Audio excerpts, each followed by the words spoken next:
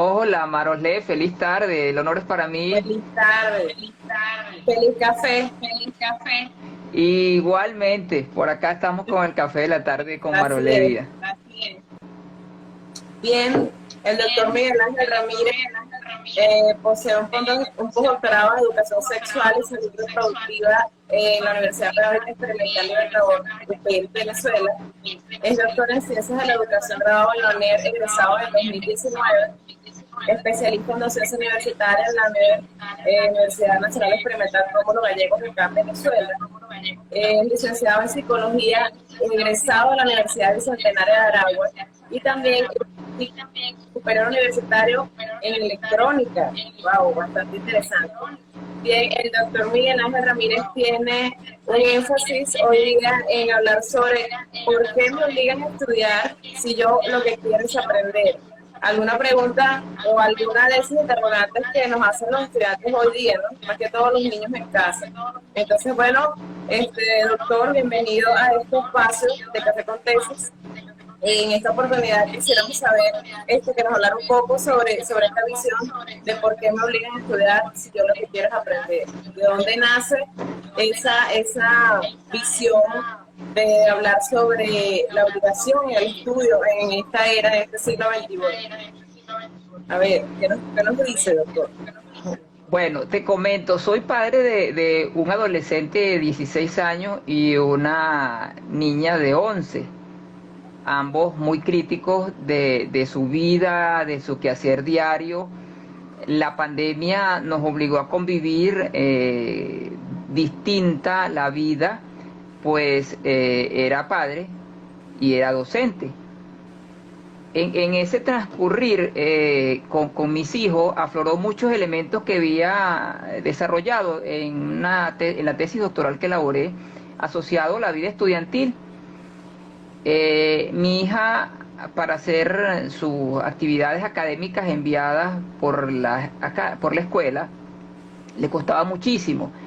Y el varón, en esa etapa de adolescencia, por supuesto, ese adolecer se muestran muchas cosas.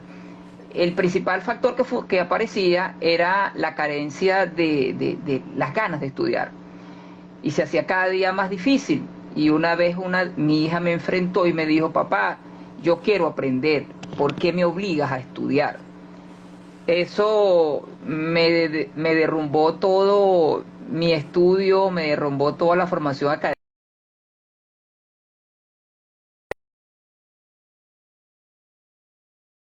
En un caso de investigación colaborativa fueron mis hijos. ¿Qué salió de ello? ¿Aprendo para estudiar o estudio para aprender?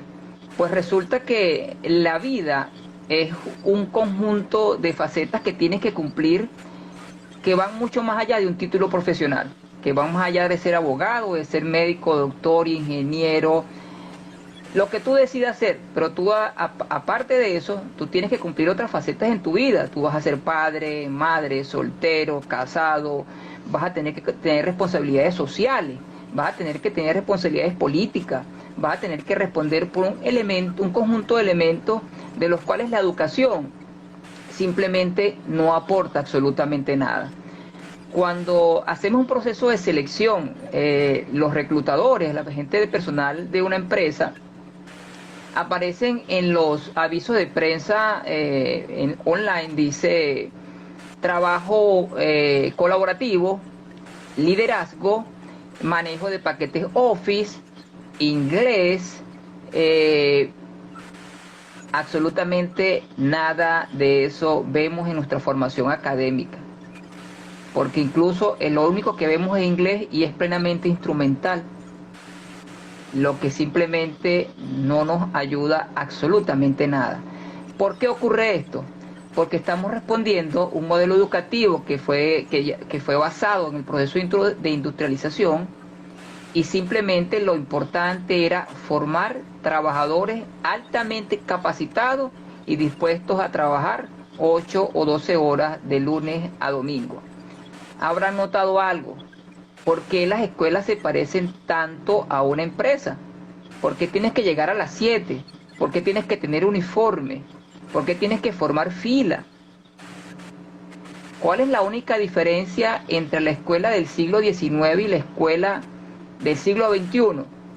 Sencillo, la foto es a color en el siglo XXI y en el siglo XIX la foto era a blanco y negro.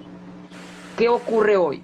Los estudiantes del siglo XXI son nativos digitales y simplemente ellos están preparados para otro modelo digital educativo y no podemos seguir educándolos con un modelo educativo que nació en la era de la industrialización. Lo tradicional. La pandemia lo que hizo fue abrir la grieta y mostrarla que ya existía. Demostró que sí es posible un modelo educativo bimodal, online, bien dirigido, personalizado, pero tienen que romperse muchas barreras para que esto pueda ocurrir. Y somos responsables todos de cambiarlo. Incluso, doctor, yo estoy trabajando en también una tesis doctoral, en donde considero que hay una poiesis y un nuevo homo, que es ese nuevo homo que se forma a través de lo que es la necesidad de reconocer habilidades y destrezas, tanto cognitivas como lo que son las actitudes y las capacidades del ser humano, que hace que nosotros nos reflejemos de una manera distinta. Y que la educación hoy día se debe reflejar ante estas necesidades que posee ese nuevo ojo, ¿no? Es notorio que, por ejemplo, en el ámbito educativo hay pensos que se tienen o que se deben reformular o se deben volver a estudiar a fondo para poder cubrir las necesidades que se tienen hoy día. La pandemia fue un motivo para que se reestructurara el modo de cómo se concibe una educación. Incluso hay muchos docentes que se les vio con esa necesidad de poder abordar las herramientas tecnológicas solo para dar continuidad a ese proceso educativo. Sin embargo, muchos aún presentan dificultades y esa es una de las grandes necesidades que posee hoy día la educación, más que todo en Venezuela, ¿no? Hay una gran grieta, como usted dice, entre lo que es cómo se concibe la educación desde lo tradicional o desde lo enmarcado a cómo es la realidad hoy día, ¿no? Cuáles son las necesidades que tiene hoy día ese nuevo ser, o ese nuevo homo. ¿Qué considera usted al respecto? Es un momento de ruptura. Estamos en un momento de ruptura pleno. La pandemia simplemente lo que hizo fue mostrar la gran grieta que ya tenía la educación. Las universidades están destinadas a convertirse en museos si no entienden que su tiempo histórico cambió. No nos sirven tener grandes campus, no nos sirven tener grandes universidades si está vacía por dentro. La universidad se ha burocratizado, se ha convertido en simplemente un grupo jerárquico de personas que se enquistan en sus cargos y abandonan los dos grandes elementos fundamentales a los cuales se deben, al estudiante y al docente. Le han dado la espalda a la sociedad, le han dado la espalda al futuro, y eso ha convertido a la universidad en apéndice de elementos políticos y económicos. Sé que es muy difícil lo que se plantea, pero la ruptura está hecha. Y la ruptura está hecha porque nos están exigiendo los estudiantes. ¿Qué vamos a hacer? Vamos a simplemente devolvernos al año 2020 y decir, regresen al aula cerrada, a la educación presencial. Vamos a desaprovechar la gran oportunidad que nos presentó el COVID-19 para decirle a la humanidad que sí es posible cambiar, que no podemos seguir educando bajo un modelo que simplemente castró al ser humano y lo convirtió en solamente un profesional. Hay profesionales, hay excelentes médicos, pero aún tenemos abortos. Hay excelentes ingenieros, se siguen cayendo los puentes. ¿Qué estamos esperando? ¿Qué ha pasado?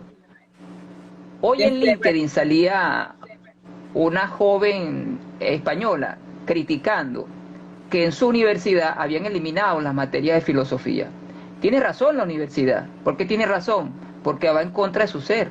La universidad le interesa es estandarizar, que todos salgan iguales.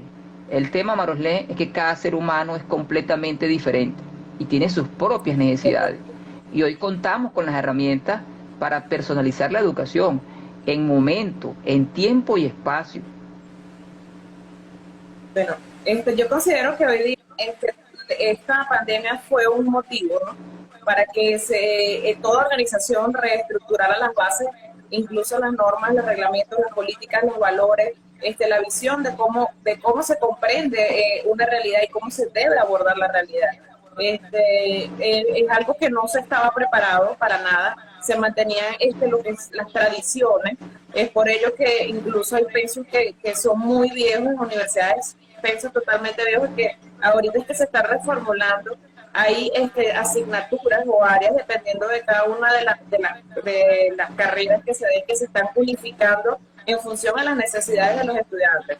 Ahora bien, en ese aspecto, desde esa perspectiva, ¿usted considera que las universidades hoy día, por ejemplo, en Latinoamérica, están en un proceso de cambio, de adaptación, o simplemente se mantienen dentro de esos paradigmas tradicionales?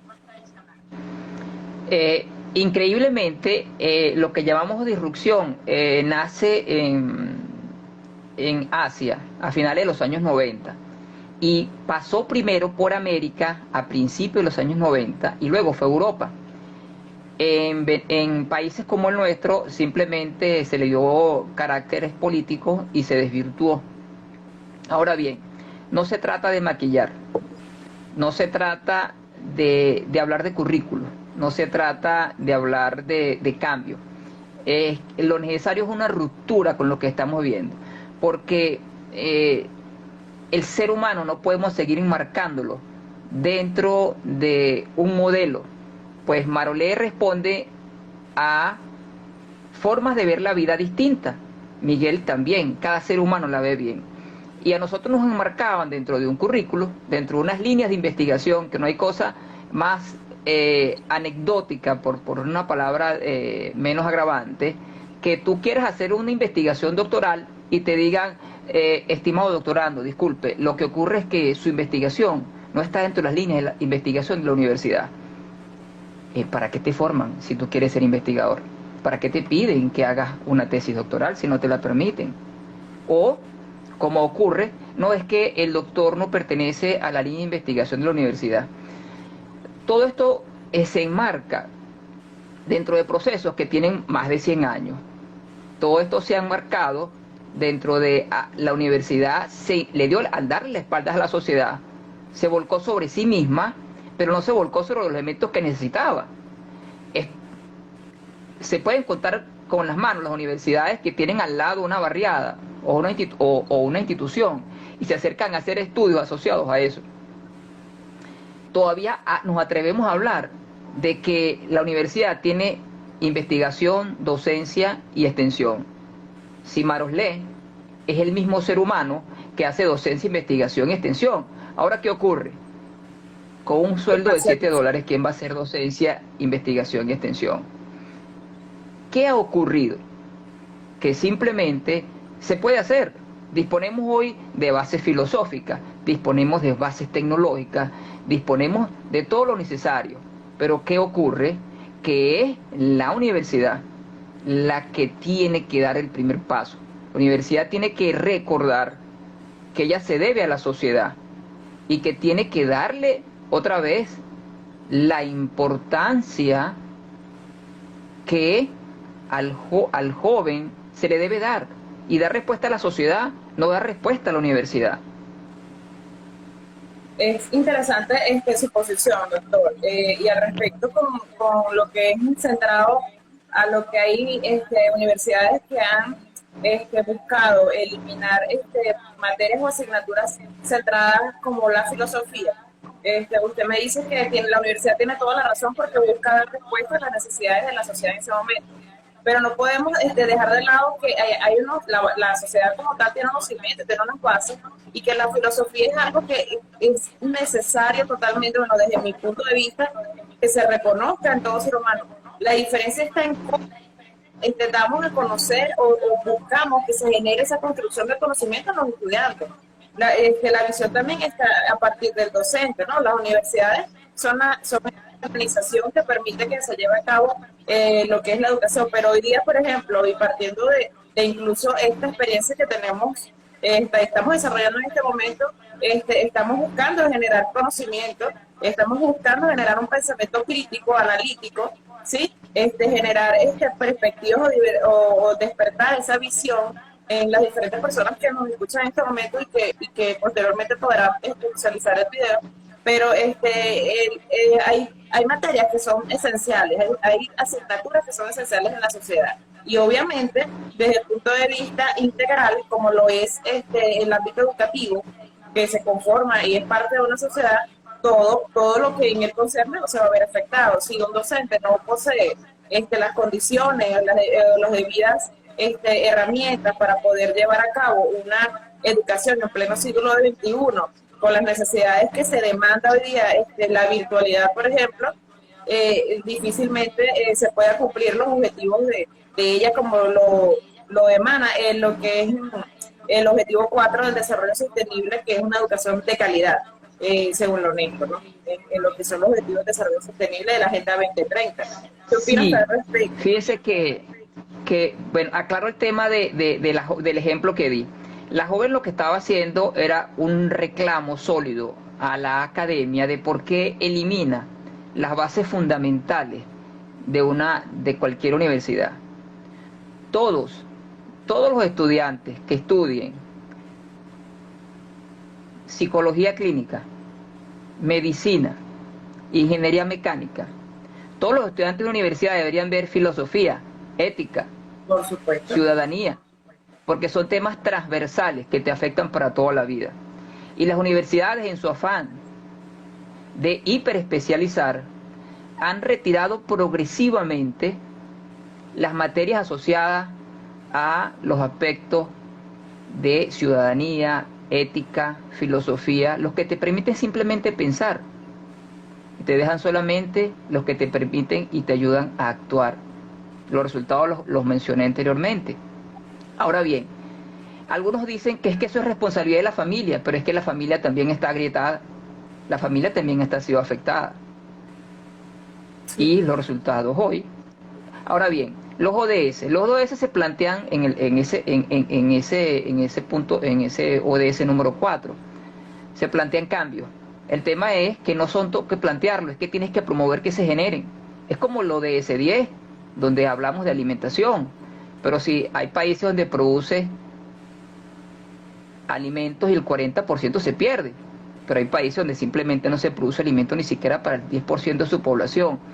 El tema va más allá de la educación. El tema es de la sociedad. La educación le dio la espalda a la sociedad y la sociedad le dio la espalda a la educación. Ese divorcio que hay entre sociedad, organización o empresa y educación tiene al estudiante en el centro.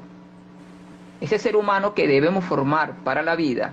Por eso es que yo planteo el tema de educar para la vida, porque yo no solamente voy a ser profesional, yo tengo que responder ante la vida de forma integral, de forma holística. Si me forman solamente para ser médico, pero carezco de contexto filosófico, éticos, morales y ciudadanos, me va a importar un bledo y voy a hacer cuanto aborto pueda, porque es más importante ganar dinero que ser un buen ciudadano. Eso es lo que andamos buscando. Cuando nosotros nos planteamos el tema de educar para la vida, lo que le estamos diciendo es a la educación que sí se puede, que aceptemos que hemos cometido errores. La pandemia simplemente lo que nos hizo fue mostrar lo que estábamos haciendo. Porque ¿qué fue lo primero que ocurrió con la pandemia? Hubo una parálisis general. Sí, una parálisis. En el campo educativo, ¿quiénes fueron los que dieron la primera campanada adelante? Aquellos que tenían 10, 15 años preparándose para trabajar con sistemas en línea, para trabajar con formas híbridas, y fueron los que salieron adelante. El problema es que vamos más allá. La Universidad Nacional Abierta, claro, estaba preparada para ello. Es un ejemplo claro de educación a distancia. El tema es que hoy no solamente hablamos de educación a distancia, no solamente hablamos de educación en LMS o sistemas de gestión educativa. Hoy ya tenemos, y lo tenemos en Latinoamérica, sistemas ecológicos de aprendizaje. ¿Por qué? Porque Marolé no va a dejar de aprender cuando se gradúe de doctor. Marolé tiene que aprender durante toda su vida. Entonces, ese concepto educativo que yo voy a ser bueno si me gradúo doctor y una universidad me da un título, poco a poco está pasando de moda. Porque cuando yo voy al campo organizacional, a mí me van a preguntar, ¿sabes de liderazgo? ¿Sabes manejar un paquete Office? ¿Sabes hacer presentaciones? ¿Manejas el inglés? ¿Tienes capacidad de aprendizaje colaborativo? Eso es lo que me van a medir. Y si está una persona que tiene menos grados académicos yo, pero es capaz de hacerlo, a ese es el que van a contratar. Sí. Las grandes corporaciones que manejan la información tienen ya años diciéndole a la universidad, necesito empleados con una característica, se lo dijo Facebook, se lo dijo Google, y están formando ellos sus propios profesionales, porque ya no les interesa el grado académico ni la titulación, le interesa es la capacidad que tiene esa persona de integrarse a un complejo elemento como ellos y dar respuesta. Sí, incluso hoy día pasa que los estudiantes luego de que cumplen con lo que ellos llaman los 5 años y obtener el título, que dicen, bueno, ya yo no voy a estudiar más porque tuve el título. Yo he escuchado a muchos estudiantes expresarse así, pero entonces cuando se van a las empresas, a lo que son las entrevistas, vienen y les preguntan, ok, ¿cuál es su experiencia? ¿Cuál es su formación? ¿Cuál es su capacitación? Y resulta que no la poseen porque se limitaron nada más a obtener el título y ya. Ahí es donde uno dice, oye, pero es que la educación no se detiene porque tú hayas obtenido ese título. El deber ser de todo ciudadano es formarse para la sociedad, ¿sí? Dar respuesta a las necesidades de ellas, que obviamente nacen desde el núcleo familiar. Y es la constante formación la que lleva a ese nuevo cambio, a que se dé respuesta a esos nuevos paradigmas que hoy día se presentan, ¿cierto? Entonces, esa es una de las cosas que yo digo, van a una entrevista y te piden cuál es la experiencia, pero eso, si no tienes experiencia, tienes que tener formación. ¿Y cómo vas a ingresar a un trabajo si te acabas de graduar y no has tenido la experiencia? O sea, es algo que no se debe de tener, la formación es algo que no se debe de tener. En octubre pasado fui invitado al Tecnológico de Zacatecas en México a hablar exactamente sobre el tema. El tema lo definimos, me gradúo y ahora qué. ¿Qué hago después que me gradúo? ¿Qué hago después que me gradúo como ingeniero? Tú lo estás tocando perfectamente. Es responsabilidad de la universidad, es responsabilidad de la empresa. A mí como profesional no me pueden llevar como estudiante en los últimos semestres de mi carrera a una pasantía de 3 meses. Ese divorcio existente entre la organización empresarial y la universidad es el que causa este problema que tenemos. La organización, la empresa, tiene unas necesidades y no se comunica con la universidad, ni la universidad va a la empresa a decirle cuáles son tus necesidades para yo acercarme y formar un profesional que te pueda servir, pero tampoco le pregunta a la sociedad cuál es el hombre que necesitamos para que resuelva los problemas del futuro. La UNESCO dice hoy que no sabemos cuáles van a ser las profesiones del 2030, pero es que la UNESCO también se quedó en el pasado, porque ya estamos hablando de qué necesitamos para el 2050, porque el 2030 está a la vuelta de la esquina. Sí. El tema es qué vamos a hacer no con los estudiantes, el tema es qué vamos a hacer con las nuevas generaciones. ¿Por qué es tan traumático que un joven tenga un teléfono celular en un aula de clase?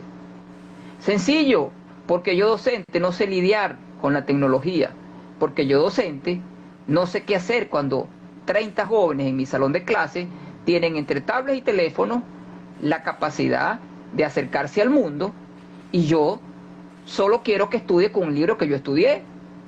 Sí, totalmente. Esa biblioteca que está detrás a mi espalda tiene menos libros que lo que están en 5 segundos que mi hijo abra una tablet o su teléfono digital, su teléfono. Yo no puedo pedirle a un estudiante que se encierre en un libro cuando tiene toda la posibilidad de una biblioteca mundial en el alcance de su mano. Un abanico de miradas. Es sencillo. Claro.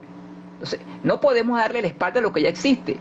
Por eso es que insistimos en que hay que hacer una ruptura del modelo que ya tenemos para dar paso a lo que ellos están usando. Somos nosotros los que tenemos que adaptarnos a sus necesidades, porque el mundo que le estamos dejando es tan complejo, hemos cometido tantos errores que no podemos seguirlos cometiendo porque le estamos dejando la responsabilidad a ellos de nuestros errores. Tenemos una sola casa, es la tierra, y aún queremos seguirla destruyendo porque nos consideramos la especie más importante y no nos damos cuenta que somos apenas parte del ecosistema. Así es. Por acá nos comenta Garage de Venezuela que ciertamente los estudiantes no pueden investigar temas dentro de una línea de investigación y es por eso que seleccionan debida temática de investigación fuera de su criterio, sino que deben de tener a la mano las líneas de investigación en peso. Esto se refiere a lo que es la parte de la educación universitaria, de las camisas de fuerza, ¿no? En el ámbito educativo. ¿Qué le podemos responder a nuestra estimada asesora? El tema son los dogmas. Hay dogmas académicos, dogmas que han sido encajonados por un modelo académico característico, donde las cúpulas deciden qué tú quieres, qué tienes que pensar.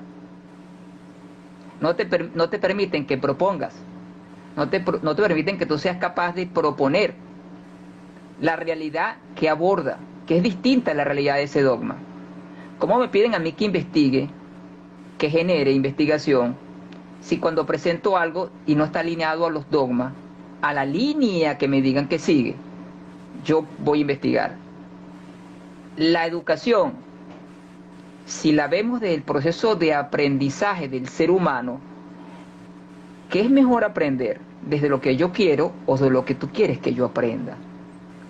Si a mí se me permite aprender desde lo que yo quiero, lo voy a hacer desde el amor, lo voy a hacer desde la libertad. Pero si a mí se me exige que aprenda condicionado a la decisión de alguien y ni siquiera me expliquen por qué, porque son simplemente las líneas de investigación, va a ser un trauma. No hay cosa más traumática, y tú lo conoces muy bien, para un estudiante, que es el área de metodología de investigación, por una sola razón, porque la educación superior no le interesa que seas buen investigador.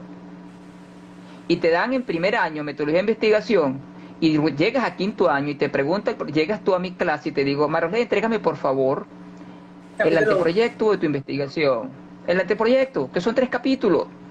Y tú viste eso en primer año y te olvidaste de eso. Total. ¿Qué ocurre? Simplemente no es transversal. La investigación tiene que ser transversal. ¿Por qué a mí se me exige que después de graduado que haga un artículo científico si nadie me explicó qué carrizo era eso? ¿Por qué a mí no me enseñan a investigar desde el primer día que llego a la universidad si yo estoy estudiando en la universidad? Porque no hay interés. Si a mí me ponen un profesor que es ingeniero químico, nunca ha dado investigación, y le dicen, usted mañana da investigación, ¿qué me puede aportar? Su frustración, su rabia, su desgano, su bajo sueldo. Pero si la investigación fuera transversal y permanente durante todo mi proceso educativo, fuera distinto. Y que la investigación... Hay muchas cosas que comentar al respecto.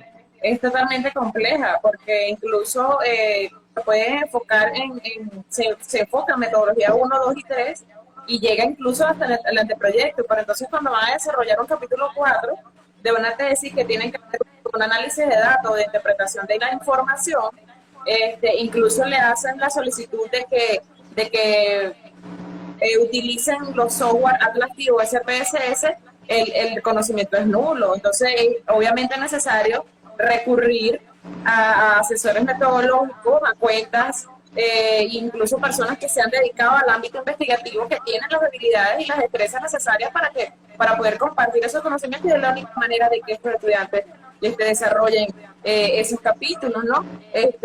Muy, muy visto, y una realidad que es latente a nivel doctoral, y más que todo, que en realidad eso pasa. Vemos seminario 1, 2 y 3 y vemos cómo analizar los datos, cómo interpretar información, qué tipo de métodos existen. Es una realidad, y si un peso se modificara en función a esas necesidades, yo creo que todo mejoraría, ¿no? Y en realidad se llevará a cabo una tesis, porque a veces tenemos tesis que se desarrollan que no son ese proyecto de vida, no son parte del proyecto de vida del estudiante. El estudiante hizo su tesis y luego de que tiene 10 años ejerciendo una profesión y le preguntan, oye, pero ¿cuál es el título de tu tesis? ¿De qué la desarrollaste? No tiene ni idea o no se acuerda, porque no la aplicó a la vida, ¿sí? Entonces eso pasa también, pero es mi percepción. No sé qué opina usted, mi doctor. Yo te hago una pregunta. ¿En qué área, en qué materia de tu pregrado, posgrado, maestría y doctorado viste las normas APA?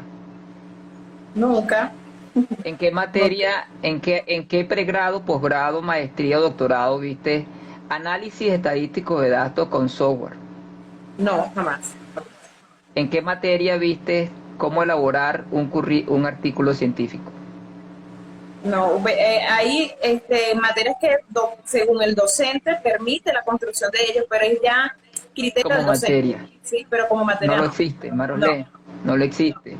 Entonces, ¿cómo quieren que seas buen investigador? Como yo, como docente, te digo a ti, Marolé, por favor, el próximo artículo lo traes adaptado a la norma APA 7. Si yo no te he brindado las herramientas. ¿Por qué la universidad insiste en ir en contra de la realidad que nos exige la vida? Porque es muy fácil, Marolé. Es sencillo, están en su zona de confort. Y cuando intentamos salir de nuestra zona de confort es incómodo. Y los que hablamos de estas cosas nos consideran incómodos. sí, totalmente. Incluso Somos el incómodos software, para yo somos termino incómodos de, para la sí, academia. incluso yo ahorita termino de prepararme en Atlas 9, ya manejo Atlas T 8, 7, 8, 9, y ya salió Atlas T 22. Entonces, imagínense, el estudiante que no sabe las diversas versiones que tiene este software, al igual que el SPSS, queda aplicando nada más que gráficos en Excel y resulta que le mandan a validar a través de confiabilidad de alfa de Chromebase y no lo sabe utilizar porque tiene hace mucho que no aplica una fórmula que también se puede hacer manual porque no queda de otra. Yo también lo he trabajado manual, pero la verdad es que porque los cambios de esta era, porque no aplicar ese conocimiento y construir, aprovechar todos estos avances de la ciencia e insertarlos en la educación? Es algo que las universidades tienen que tomar en cuenta. Y es así, ven a las personas que opinamos dentro de este renglón como un enemigo o como algo que no da lugar y ya, y nos quedamos en mute. Acostumbrado a vivir todo esto en el ámbito académico, una de las cosas que me satisface es saber dónde estoy, saber que estás en un camino, que a lo mejor no es el cierto, pero estás en un camino Sí, y que debes dar respuesta a los planteamientos de tu vida. O sea, yo cuando me planteé educar para la vida, no me lo planteé por mí, porque voy de paso. Pero yo no puedo seguir educando, yo no puedo permitirle a mi hija de 10 años que solo estudie con el libro Caracol. ¿Qué hicieron las escuelas ahorita con la pandemia? Aquellas que se atrevieron. Contrataron una empresa que les hizo un Ike software para educación virtual y lo que hicieron fue hacer todo lo que hacían en la educación tradicional, presencial, lo convirtieron en PDF y se los totalmente. colocaron a los niños en una página donde no puedes preguntar, donde no Ni puedes interactuar. consultar, Incluso donde no puedes limita los interactuar. encuentros síncronos. No existe absolutamente nada de eso. Y de paso con muchos errores. O sea, es responsabilidad también nuestra, y ahí es donde entra el padre, donde entra la madre, donde entra el representante, en ver qué hace tu hijo. Se habla mucho de comunidad educativa, pues eso es una mentira muy grande y no podemos seguirla ocultando. En un país como el nuestro, donde hay un estado rector de la educación, donde hay unos supervisores de distrito que simplemente hacen y van a cumplir la norma indicada por el Estado, pero cuando le haces consultas acerca de aspectos pedagógicos, académicos, curriculares, desconocen plenamente lo que se está solicitando. Entonces, ¿qué hacen las escuelas? Simplemente para no romper la norma, simplemente no hacen nada. No hacen nada. No preparan al docente. La comunidad educativa es un saludo o la bandera que solamente la usan cuando van a decir cuánto van a cobrar si es privada o que van a cambio van a generar si es pública.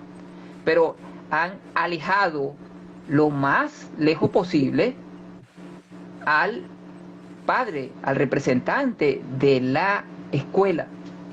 Es mentira, es una falacia hablar de comunidad educativa. Y el padre está obligado a reconquistar eso. Los representantes están obligados a hacer valer su derecho porque es a tu hijo el que están educando. Y tienes el derecho de ir y preguntar, y de ir y solicitar los cambios que se requieran. Pero por supuesto, un padre como este no es bien aceptado ni es bien visto, porque está Incluso rompiendo con la norma. el padre hoy día es más que docente, ¿no? Se está enfrentando a una realidad más que todo en los niveles básicos de educación. Por ejemplo, aquí en Venezuela ha sido un docente e incluso ha tenido que compartir el tiempo laboral con lo que es también formar al hijo para tratar de que desarrolle las capacidades necesarias y resulta que se enfrenta con esa pared de que no posee las habilidades como docente o la preparación pedagógica de que posee un docente para poder llevar a cabo esto, ¿no? Entonces, ha sido la educación para la vida un deber ser o algo que hoy día sí se toma en cuenta, porque es que debemos serlo todo y debemos formarnos en todo y tenemos que tener un conocimiento sobre las cosas. Las investigaciones no se hacen para plasmarse y archivarse. Las investigaciones se hacen para darse a conocer, para comprenderse, para visualizarse, para aplicarse. Y ese es el deber ser de hoy día que debe promocionar una universidad, de que debe de tener todo docente y que debe de tener todo tipo de carreras, todas las carreras, todos los pesos. O sea, nosotros tenemos que aplicar las investigaciones, llevarlas a lo que es aplicarlas para la vida, dar a conocer y permitirles a cada persona desarrollar capacidades y habilidades para poder tener respuesta a estos tiempos de cambio, a estos tiempos cambiantes. Sí. No sé cuál es su posición al respecto. La investigación en Venezuela se convierte en letra muerta y en alimento para las polillas en las bibliotecas, empezando por ahí. Letra muerta. Hoy digitales ya. Sí, hoy digitales ya, porque nos piden que entreguemos 3 CD o algo así. No hay interés en la universidad en convertir eso en realidad. No hay interés por la burocracia que maneja en que eso se vuelva realidad. No hay interés en publicarla. Y es muy cómico lo de las publicaciones, porque ahora tienes que hasta pagar para poder ingresar a publicar un artículo. Entonces te la ven los ciegos, los triple ciegos, y a veces evalúa un artículo un desconocedor absoluto de tu temática, o simplemente porque desconoce la teoría con la que trabajaste como fundamento, también te lo echan para atrás. Tengo muchas reservas acerca de las publicaciones, porque las grandes publicaciones también son manejadas por grandes corporaciones que no son precisamente educativas. Yo me voy por la vía de democratizar el conocimiento, democratizar la publicación y que tomen en cuenta aquellos que se atreven a pensar, aquellos que se atreven a hacer reflexiones profundas sobre la realidad educativa, y a esos no les gusta, a los editores no les gusta este tipo de personas, porque si no estás en la famosa fórmula IRMD que ellos diseñaron, tú no estás con ellos. Ahora bien, volviendo un poquitico atrás, cuando comenzaste, tú hablabas de la educación. Fíjese que en preescolar te ponen alrededor, a mi hijo los colocaban alrededor de una mesita donde compartía con los niños. Todo era colaborativo. Compartían, comían, jugaban alrededor de una mesita. Llegas al primer año de primaria, te forman igual en la fila, pero entras a un salón y te sientan en pupitres individuales. Y si hablas con el niño que está detrás tuyo o al lado, te regañan. Te exigen que hagas silencio porque la maestra, dueña de la cátedra, dueña de tu vida durante ese tiempo, no permite que tú hables. Y así pasamos el resto de nuestras vidas. Aquellos que nos atrevemos a conversar, nos mandan para la casa porque estamos conversando. ¿Cómo tú me vas a pedir a mí como sociedad que colabore? Si me dijeron que lo primero que tenía que hacer era callarme. y escuchar a la maestra. ¿Cómo me piden a mí que sea activo en la vida si no me permitieron que hablara desde pequeño? Por eso insisto, es el modelo el que tenemos que cambiar. La sociedad en pleno tiene que sentarse a conversar sobre lo que está exigiendo el joven. Podemos hablar ahorita de inteligencia artificial, de metaverso, realidad virtual, realidad aumentada. Podemos hablar de educación en línea, pero podemos hablar de educación móvil. Hay paradigmas que ya existen. Ya hay universidades, escuelas, academias. Te puedo hablar ahorita. Hace poco tuvimos la oportunidad de conversar con una empresa colombiana que se llama GRIC, de un colombiano, un latinoamericano, el cual fue rector de una universidad. Y precisamente para poder liberarse del yugo académico, creó un ecosistema de aprendizaje, donde tú simplemente puedes ir a estudiar y vas a aprender, porque tu intención es aprender, no es ir a graduarte. Porque eso es lo que ocurre. Yo quiero graduarme, no me interesa que la tesis doctoral no sirva para un bledo, para que te den un escalón más alto en la universidad, o simplemente para colgarlo en la pared. Pero que le retribuyas a la sociedad. De eso se trata. Por eso es que recuperar esto tenemos que decir las cosas como son. Porque es que simplemente la universidad ha hecho mucho esfuerzo en retirarnos ese elemento fundamental: ciudadanía, ética, moral, aspecto filosófico, arte. Eso es lo que me da a mí la calidad humana necesaria para poder ver la vida de forma distinta, saber que el único día que tengo es el presente, que es muy maravilloso hacer análisis estratégico, planificación estratégica, pero entender que eso tiene que ser situacional. ¿Por qué hablar de jerarquía si ya podemos hablar de redarquía? En un mundo como este, ya lo que importa es la capacidad de comunicarse, de manejar la información y de tomar las decisiones. Eso solamente lo permiten las redes, no la jerarquía. Y no Esas tanto son... redes desde el punto de vista social, sino las mismas redes sociales, ¿no? Las que conforman la misma comunidad, desde el punto de vista Es que eso es lo importante. de perspectiva. Sí. La capacidad de todos en interactuar con todos. La vida es la educación. A mí no me va a dar la vida un título universitario. A mí me da la educación la vida. Y tiene que estar todo conectado. La sociedad tiene que estar conectada para educar. No podemos dejarle solamente una parte de la sociedad que eduque. Es la sociedad la que eduque. Y es en la vida donde se educa. Tú lo dijiste al inicio de la reunión. Llego yo, recién graduado de una empresa, donde me exigen un montón de elementos, de los cuales carezco. Y la empresa sabe que yo no los tengo. Y la universidad también sabe que no los tengo. Pero me los exigen.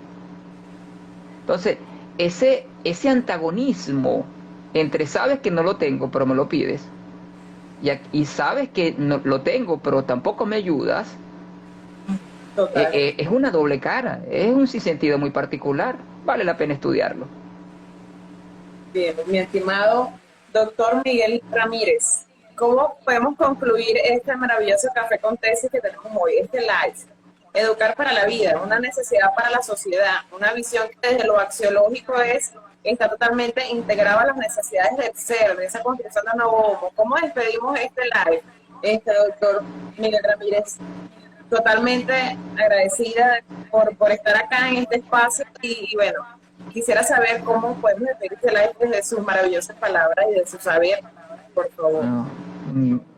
Agradecido a ti, Maruli, agradecido a los que compartieron. El hombre, la sociedad tiene que entender y asumir que cambió, que la pandemia agrietó definitivamente el modelo educativo que teníamos, que ya contamos con las bases teóricas y las herramientas de aprendizaje para implantar un nuevo modelo educativo que dé respuesta a las necesidades urgentes de los nuevos jóvenes, de la generación a la cual hemos dejado un mundo maltratado, contaminado, lleno de guerra. Y solo lo podemos hacer si entendemos que tenemos que darle a esos jóvenes la oportunidad de ser mejores que nosotros. Contamos hoy con todas las herramientas, pero tiene que haber decisiones políticas, económicas para que esto cambie. Educar para la vida es posible y tenemos que estar todos unidos para poder dar el cambio necesario. El momento llegó y todos tenemos que apostar a que es posible. Gracias a ti, Marolé. Y a usted. Entonces, la idea está en no obligar a ser educados, sino hacerlo parte de nosotros, hacerlo parte de la sociedad. Bueno, mi doctor Miguel Ramírez, este café con tesis, esperamos que se repita en la continuación de esta temática. Hay muchos temas que podemos abordar. Hay que ser feliz, la vida es el aquí y el ahora. Gracias, Marolé. Feliz día y feliz vida. Doctor, sus redes, su número, sus redes, contactos. Mis redes, mi correo es mgramire15@gmail.com. El Twitter es mgmire15. El teléfono de contacto es un +58 412 895 9994. Y ahorita en la actualidad me especializo precisamente en asesorar en el ámbito educativo a instituciones, a comunidades, acerca de estos cambios posibles. Laboro con una red de investigación científica en el ámbito social y hay un proyecto académico que está rozando estos intereses para trabajar con ecosistemas digitales de aprendizaje acá en Latinoamérica. Gracias, Marolé. Gracias a los que participaron. Bien, gracias a todos por acá acompañarnos en Café con Tesis, porque me obligan a estudiar. Próximamente, el sábado que viene, tendremos otro live, así que atentos a las redes. Agradecidos a todos por haber estado aquí. Hasta luego. Gracias.